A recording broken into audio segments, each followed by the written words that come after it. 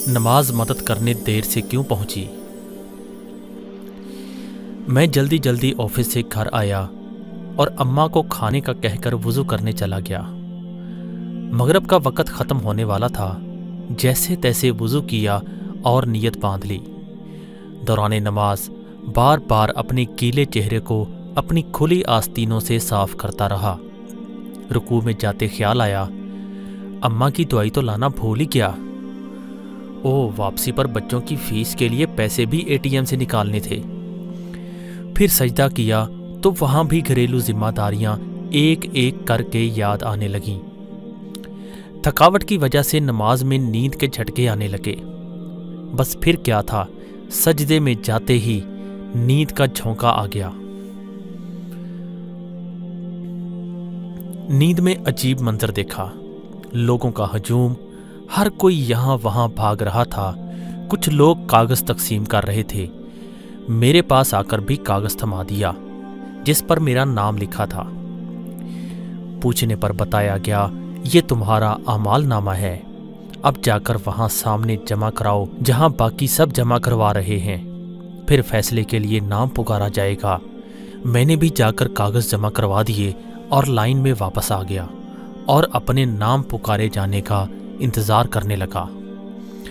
अब नाम पुकारे जाने लगे, फुलां बिन फुलां जन्नत, फुलां बिन फुलां जन्नत। अब तीसरे नंबर पर मेरा नाम पुकारा गया। मेरे पाँव के नीचे से ज़मीन निकल गई। या अल्लाह, अब क्या बनेगा। साथ ही फैसला भी सुना दिया गया, जहन्नम। मुझे अपने कानों पर यकीन नहीं आ रहा था।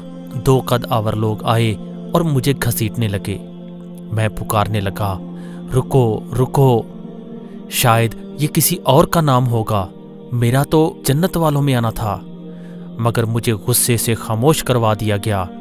हमारे यहाँ फैसले में गलती का इम्कान ही नहीं। मुझे जहन्नम की तरफ घसीटा जा रहा था और मैं मदद की भीख मांगता जाता। ना मैं झूठ बोलता था, ना धोखा फरेब देता था, ना शराब और ज़ना जैसे काम में मुलव्वस था। फिर जहन्नम क्यों? मगर कोई सुनने को तैयार नहीं था। जहन्नम की गर्मी मुझे महसूस होने लगी। अंधेरे गड्ढे में मुझे फेंकने को तैयार खड़े थे।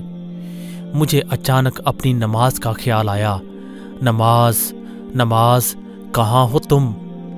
नमाज भी खामोश।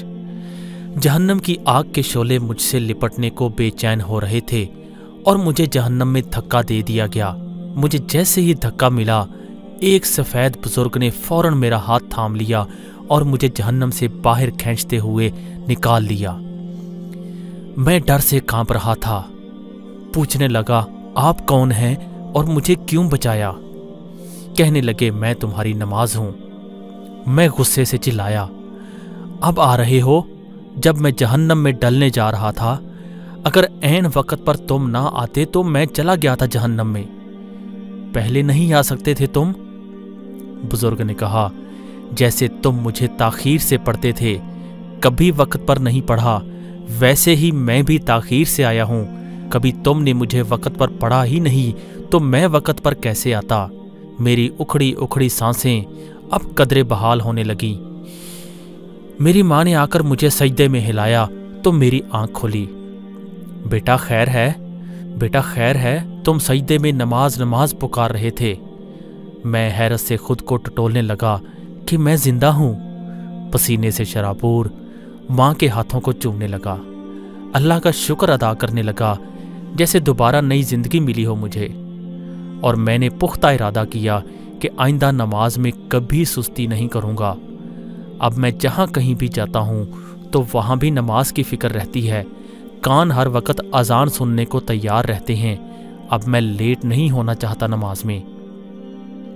दोस्तों, चाहे दुनिया के किसी कोने में क्यों ना हो, कितने ही मसरूफ़ क्यों ना हो, ज़मीन यहाँ से वहाँ क्यों ना करती जाए, बस ये याद रखना, नमाज अपने वक्त पर अदा करना ना भूलना। प्लीज़ इसे अपने दोस्तों तक शेयर करें। सिर्फ 1 मिनट ही लगेगा। हो सकता है कोई तौबा करके नमाज का पाबंद बन जाए और आपके लिए सदका जारिया बन जाए। जज़ाकल्लाहु खैरा।